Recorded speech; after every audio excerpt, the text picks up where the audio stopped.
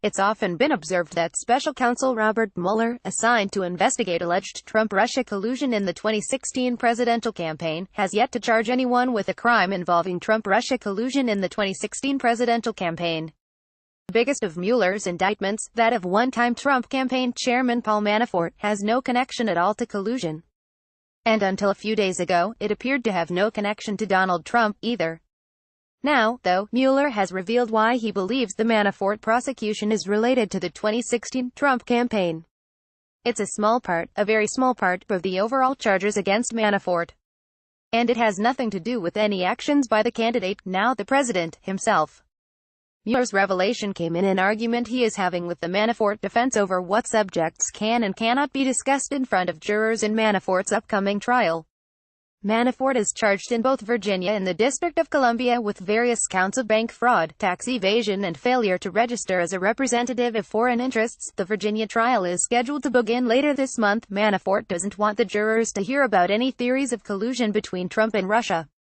Beyond that, Manafort doesn't even want the jurors to hear about his connection with Donald Trump.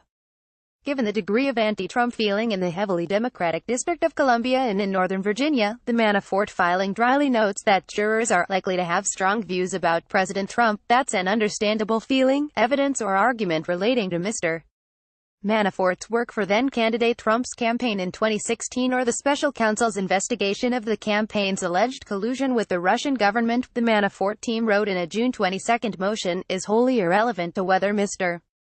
Manafort's personal income tax returns were false, whether he willfully failed to file reports of foreign accounts, and whether he conspired to commit, or committed, bank fraud. Mueller's response was twofold. On the issue of collusion, the special counsel, in a motion filed July 6, flatly said, the government does not intend to present at trial evidence or argument concerning collusion with the Russian government, and, accordingly does not oppose the defendant's motion in that respect. To those Trump opponents who had hoped Mueller would unveil evidence of Trump-Russia collusion involving Manafort, it was a sharp and stunning admission: there's no collusion in the case against Manafort. But Mueller did argue that the case has something to do with Trump. And this is it. Most of the 32 counts against Manafort in the Virginia case concern alleged crimes that took place long before there was a Trump campaign. Some go back as far as 2006.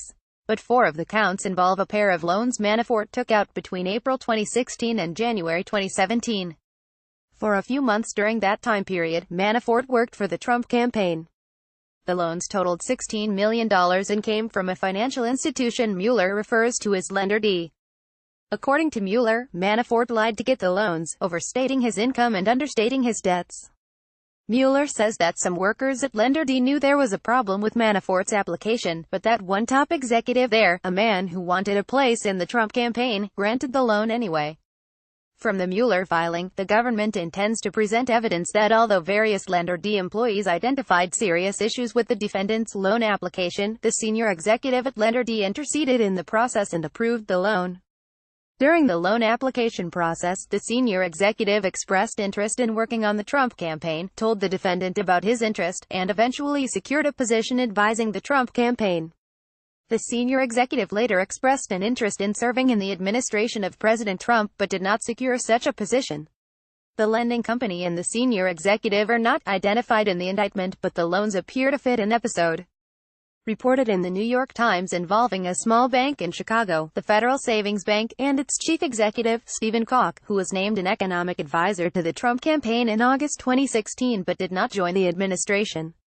In May, The Wall Street Journal reported that Mueller is investigating whether the loans were made as part of a quid pro quo arrangement to secure Mr. Koch a job in Mr. Trump's administration. Koch has denied any such arrangement. In any event, Mueller has not suggested that Donald Trump was involved in any of the actions outlined in the Manafort charges. 2 Lender D loans are, apparently, the only connection between the Trump campaign and the broad array of criminal activity, some of it more than a decade old, alleged in the Manafort indictments.